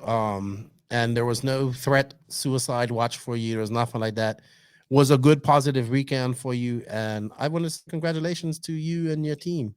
You done well. And the thing that made it even more stressful was we didn't really have pit guys because David didn't have anyone fly over. So it was just David, and Hampus had his dad, Pekko had me, and Alex had his dad. So then the guys were thrashing though. I swear every single racer their hands were dirty, and these guys never stopped wrenching the entire time they were at this track. Scott was pitting for David, but then in the mains, I pitted for Pekko. Scott helped me, and then also for David. So Scott was doing the time for David, and then I was doing the time for Pekko. And the plan was to, pit for both. So I would use David's fuel gun for him, Pekko's fuel gun or my fuel gun for Pekko. And dude, that caused some situations, let's say. So like in the sprint final, they were quite close together, but we had to get them in on the same lap. So first, I think David came first, filled him up. I had the second fuel gun like between my legs.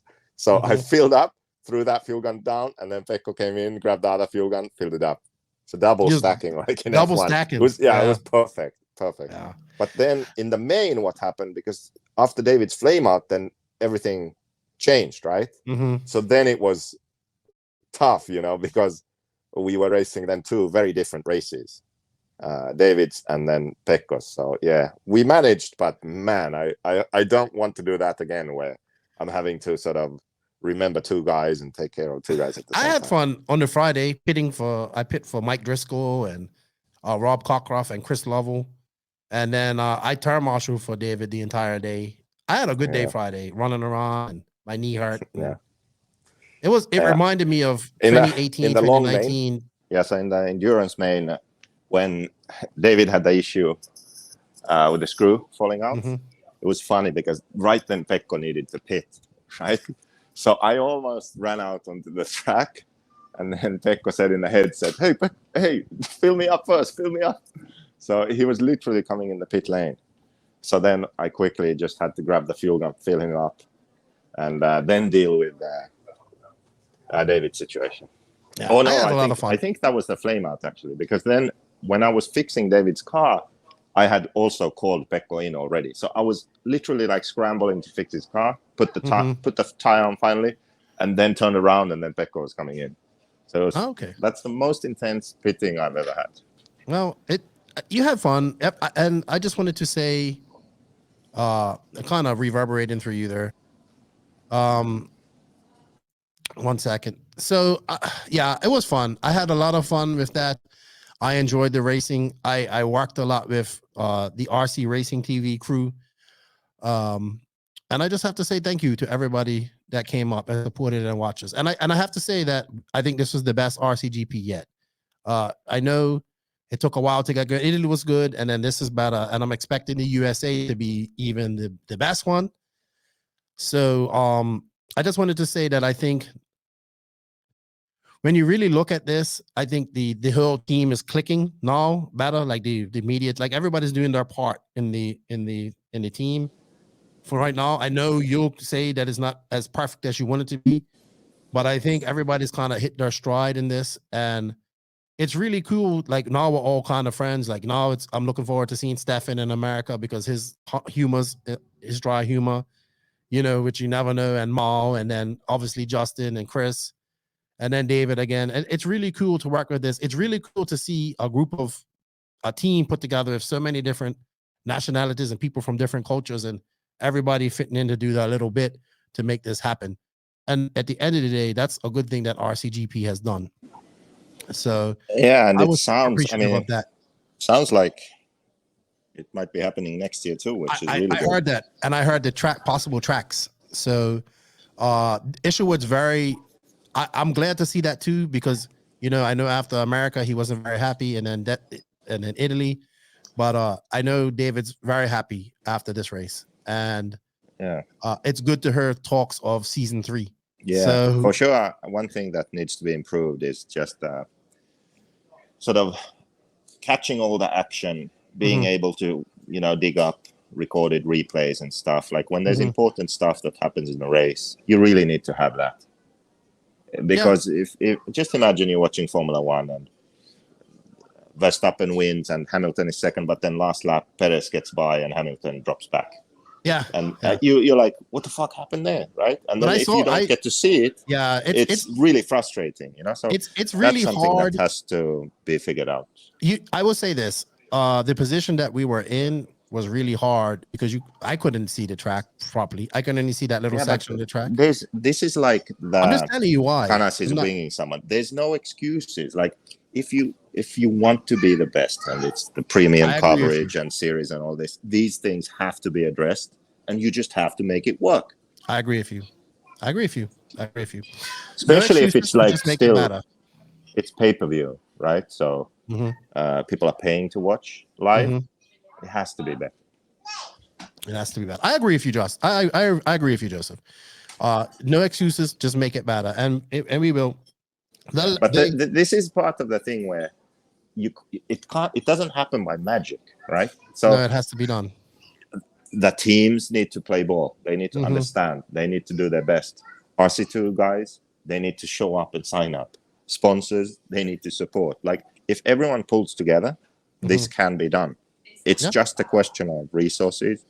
If one man is funding it and doing it, losing money, you can only expect so much, right?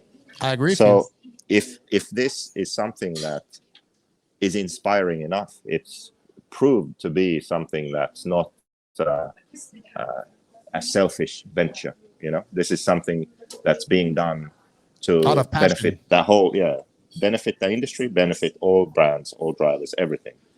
So if people in the industry can see this and accept that it's still going and it's going to go in the future, people can come together, then we can achieve what we want, what all of us want in the industry, and what RCGP is trying to do.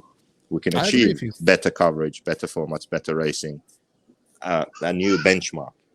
It's not magic. It requires everyone coming together, supporting it, and the right people having the resources they need to make it happen. That's what happens in other sports, and that's why we like to watch other sports. You know, I agree with you. 100% there. Also, I just wanted to shout out to Controlling the guys real quick before we go into the drama stuff, because they've been on a marathon of coverage, and they're actually at this current moment covering the Formula 1 of RC in Italy. So check that out this weekend as well. But they done a great job, and them guys working hard, man. They're working hard. I gotta give them that. Working very hard. I look forward to maybe working with them a little bit at the Worlds here this upcoming next month. All right, JQ, I know you don't have much time. Let's address all the negativity, all the shit fountains, all that bullshit that went on prior to this race. And I'm going to say something. So I'm going to mute you for a second, and you can unmute just because you have before noise that, let's just cover the championship. Right? Oh, right. Shit. We forgot about that. Hold on.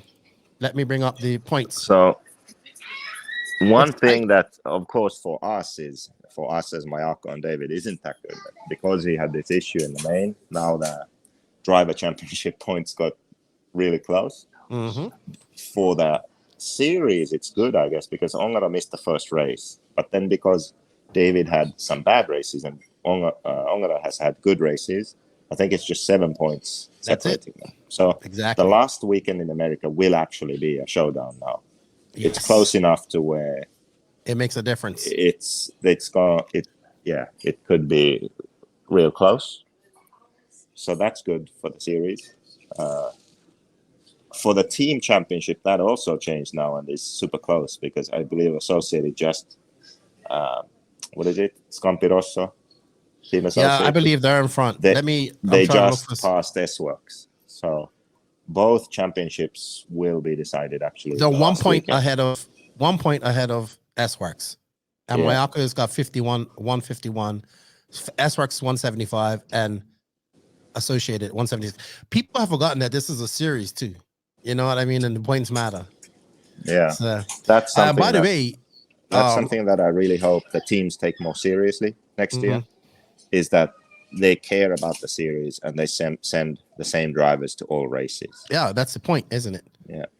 By the way, it's gonna be really close in America. We know where it's gonna be in America, by the way, and all I can say is that it's gonna be badass. Well, there's a clue. I don't know that it's actually 100% done. Okay, so it's 95.9% done, from what I'm told. So we don't know where it is yet. All right, so we have a clue. Okay. All right, Joseph, let's address some of the bullshit. I don't really want to go into too much detail about this because that just gives people power. But I have to say that I will say this to those people, you know, that I'm going to mute you because you just got a lot of background noise. So if you want to talk, just unmute or unmute yourself, please.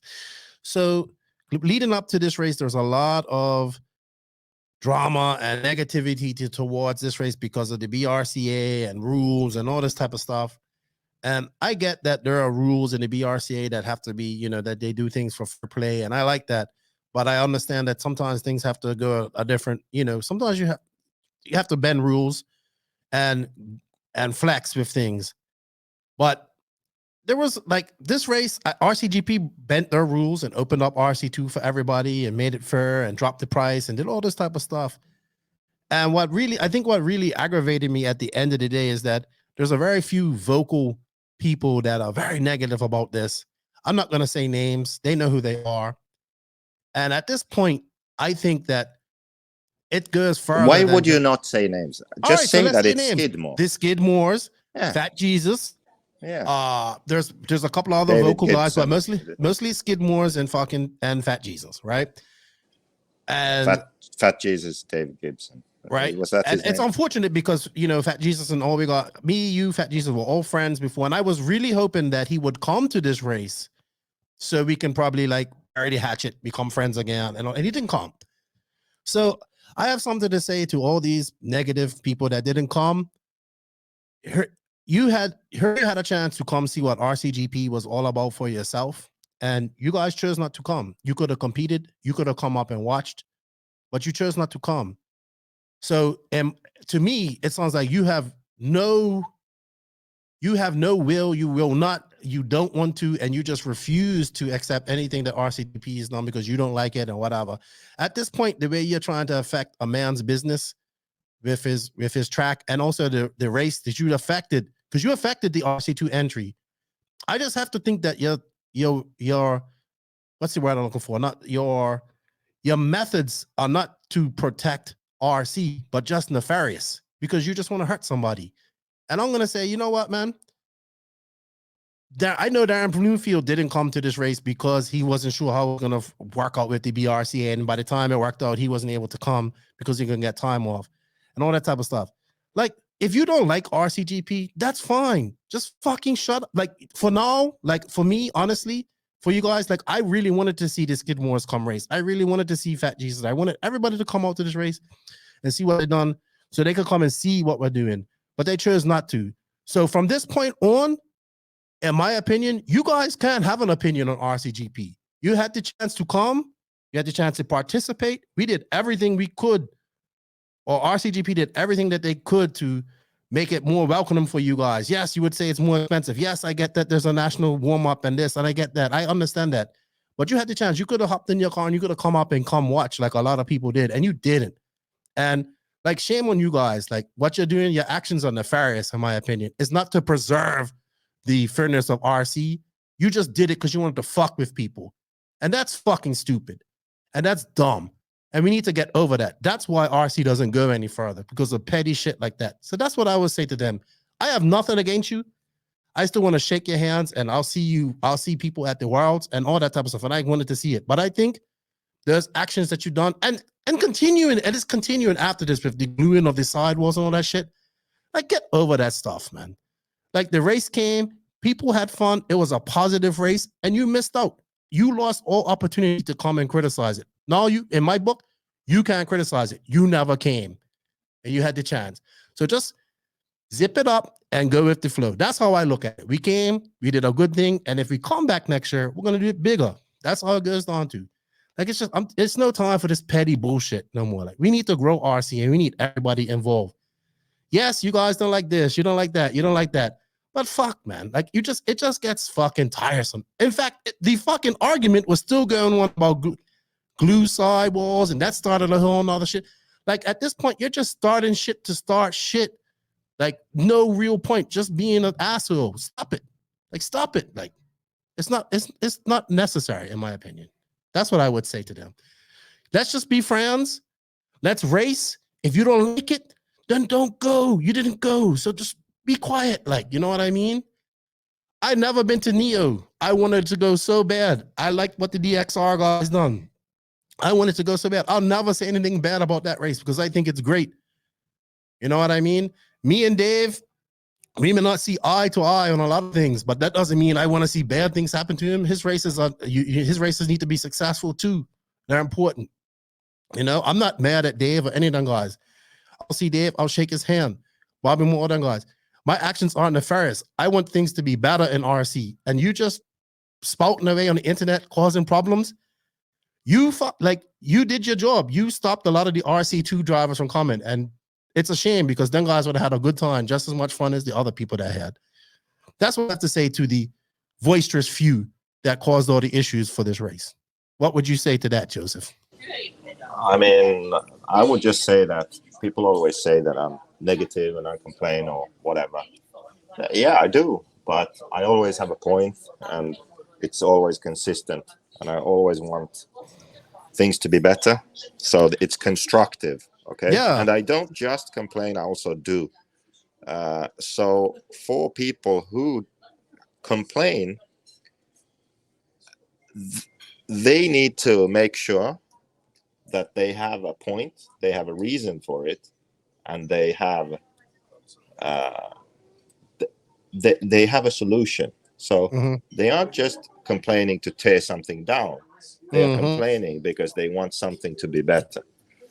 Yeah, man. As an example, when I complain about DNC or Dave Laken's races, I complain because there's a reason to complain, and I provide a solution for how it can be better.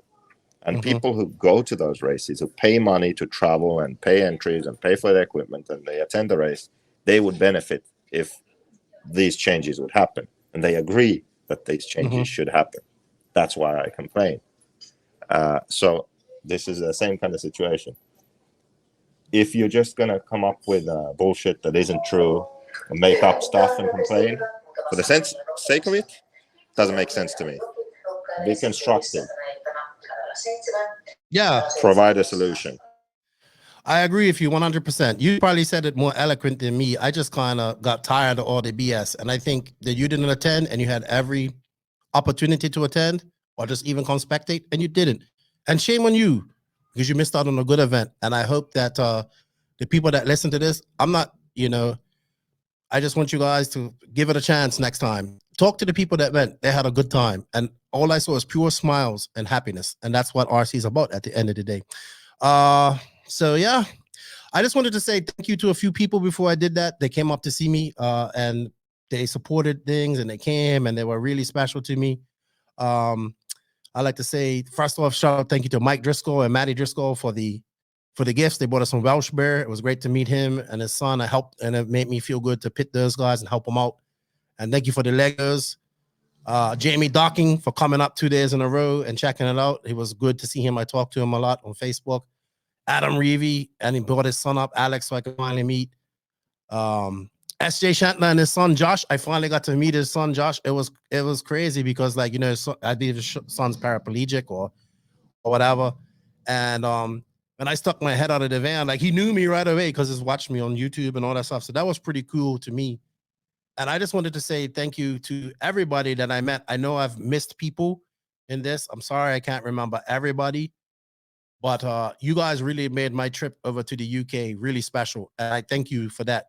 And oh, yeah, Peter Edern, too. Thank you for him coming up and, you know, seeing what it was all about. I'm glad people came up, saw the event, watched it, and said, okay, this is what it's about. You know what I mean? And I thought that was really good. And I appreciate that support. And I appreciate that everybody that came up and shared the podcast and love. A lot of people shared you love, JQ, with Invisible Speed. And yeah, we appreciate that, man. And we look forward. I know that the UK is definitely on the list of names of season 3 if it happens. So thank you for that. Brexit ruined that. So I mean, it was a lot of love shown for us. For the people that came there, they showed a lot of love, man.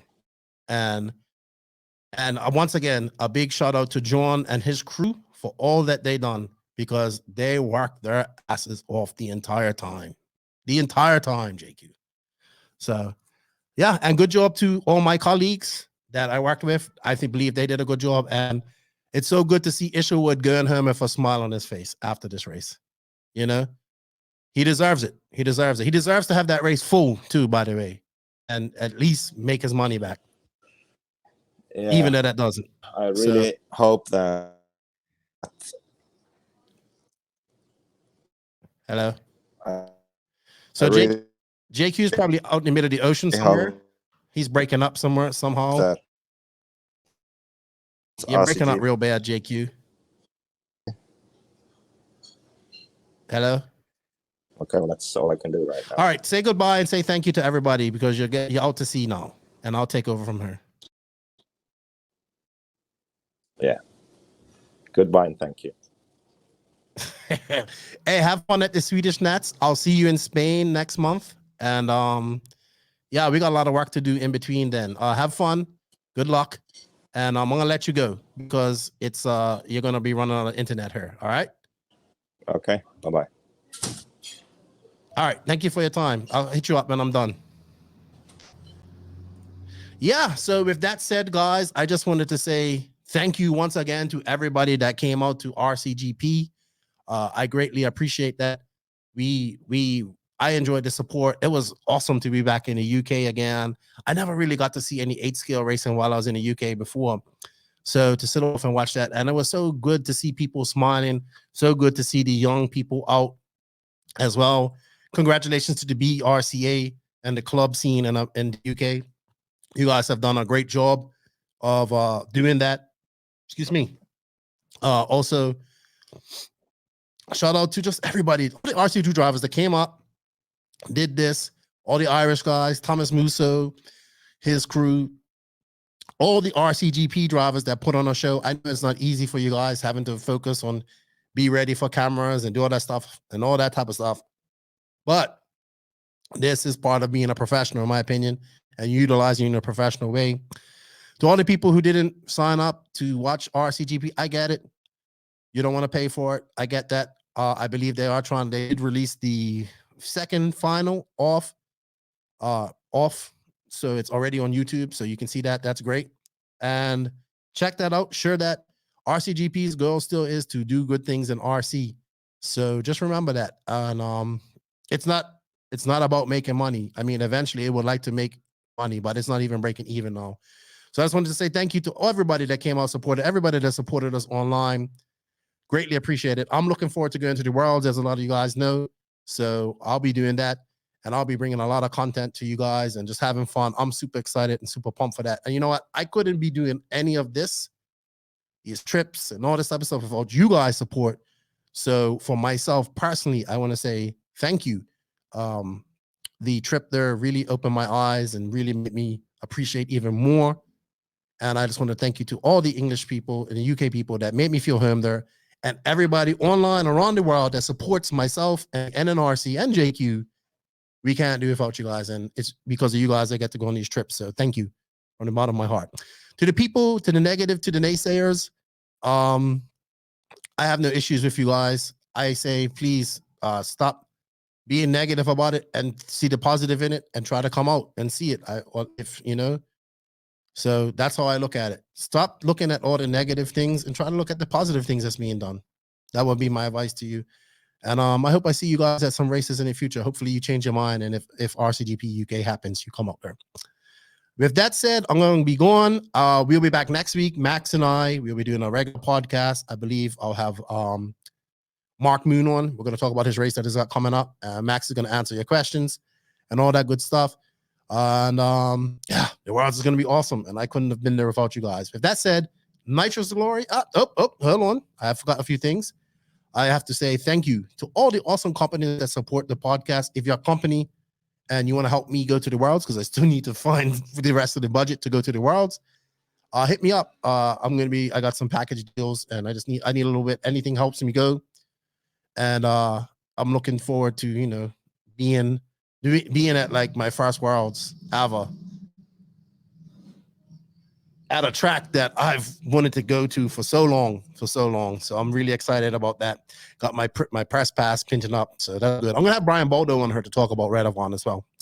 With that said, thank you to Invisible Speed, TZO 200 Tires, High Tech RCD, TNR Fuels, Mayako, Beach RC, Techno RC, Lugs Racing Tires, the JQSM, G-Spec RC tuning for all your cabling needs, Papa Willie's Traction Tonic for all your traction needs, Racecraft USA, they just combined with Trueform to release a really cool World shirt.